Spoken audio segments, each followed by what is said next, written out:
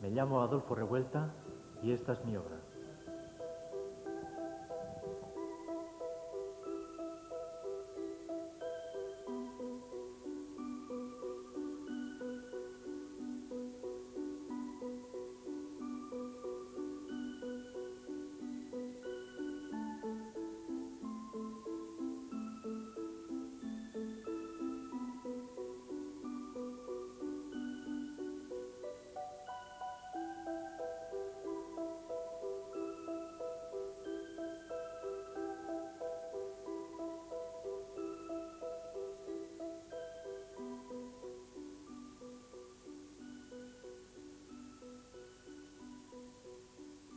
En el unicornio trato de reflejar una situación de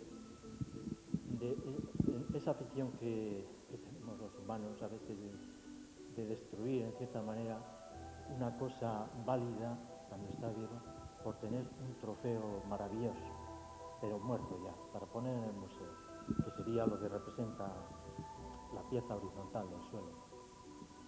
La red, una especie de cuerpo, cabeza de algún ser extraño que vendría a ser como los restos de ese unicornio que ha sido cazado.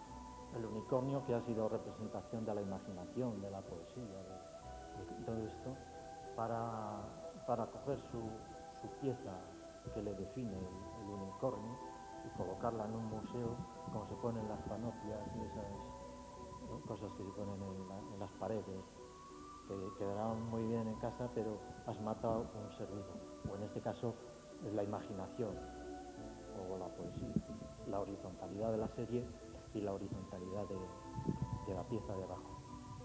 Y hay unos elementos verticales que responden en verticalidad, en vez de en horizontal, a lo que es el unicornio.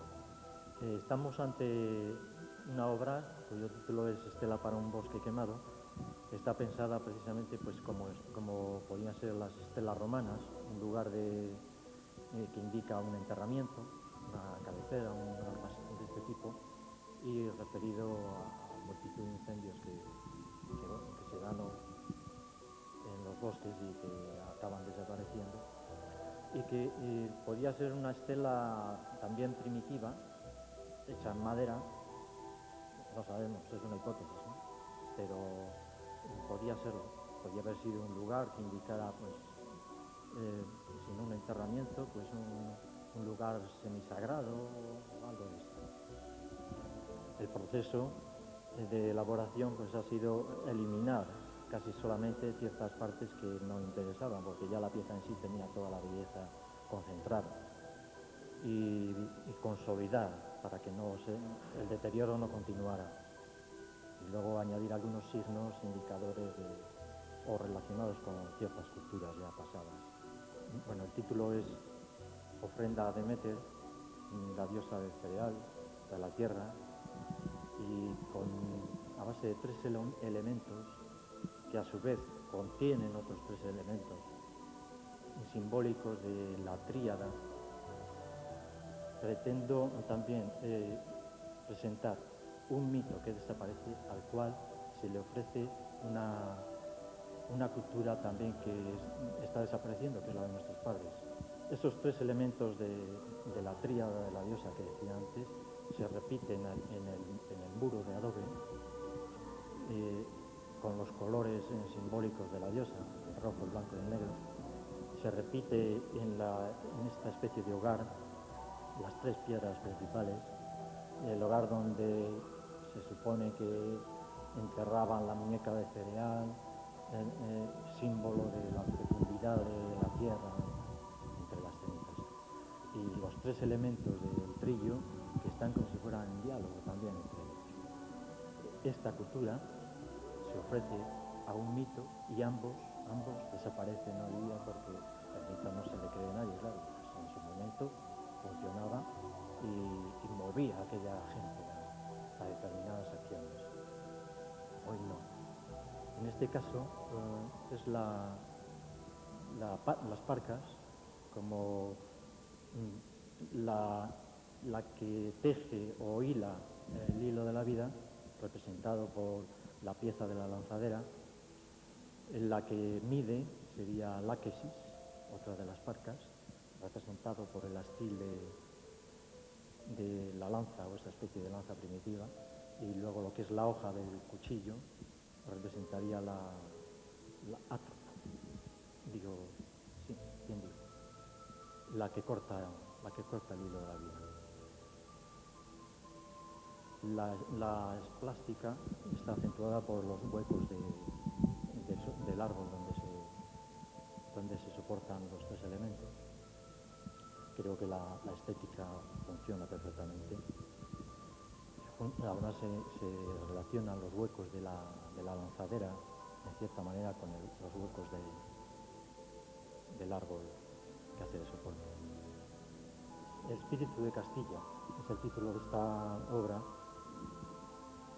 He tratado de reflejar en ella, también con la simpleza que dan tres cantos rodados, pues inspirado también en las Venus paleolíticas, las que es posible que hasta llevaran como amuletos a aquellos hombres. He tratado de reflejar el carácter castellano, más bien de la mujer castellana y quizá de generaciones anteriores a la nuestra.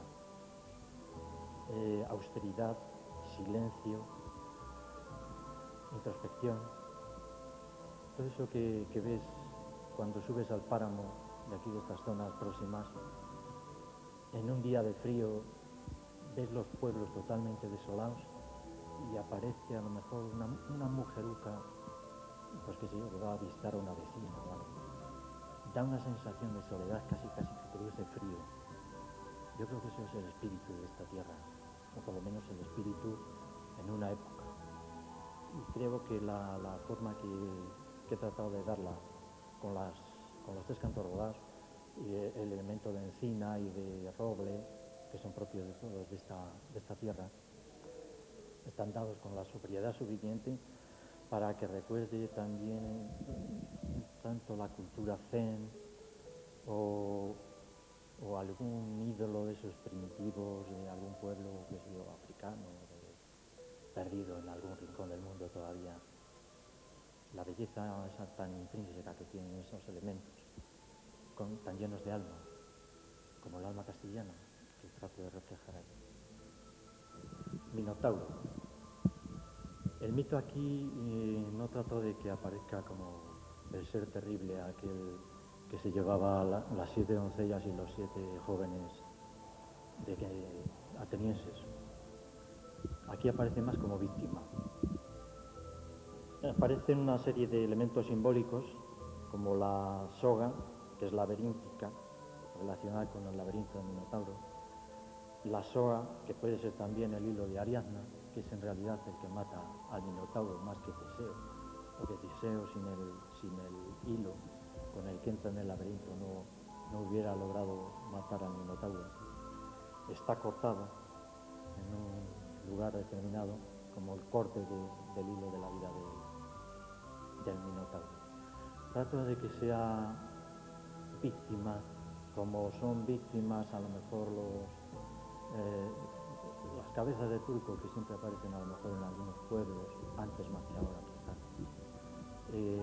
como el tonto pueblo, una cosa de ese tipo, ¿no?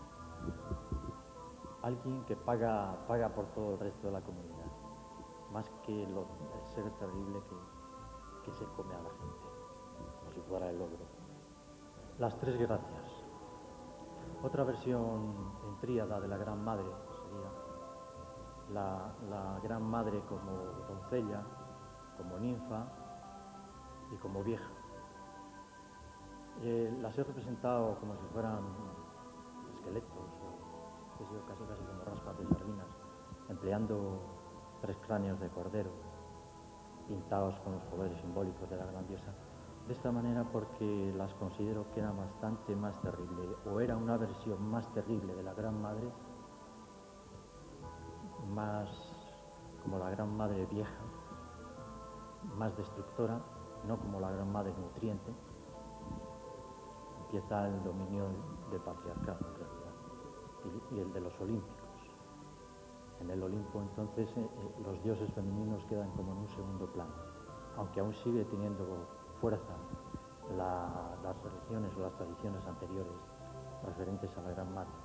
De hecho, los dioses femeninos del Olimpo son como versiones no ocultas, pero casi, o por lo menos secundarias de aquellos, o como restos de aquella otra religión anterior o adoración anterior a la Madre Tierra. También es representada aquí como luna, porque también la luna en tríada también era otro tipo de representación de la Gran Madre. Esta sería algo así como representativa de toda la exposición, porque es la gran diosa, la que se repite en cada una o casi todas las obras que hemos estado viendo, y representada además claramente en tríada, con los colores suyos simbólicos, con unas formas totémicas, una especie de ídolos, representación de una hipotética Madre Tierra, en la versión de doncella, de ninfa o de vieja. La plástica, pues, lo veréis, creo que está clara.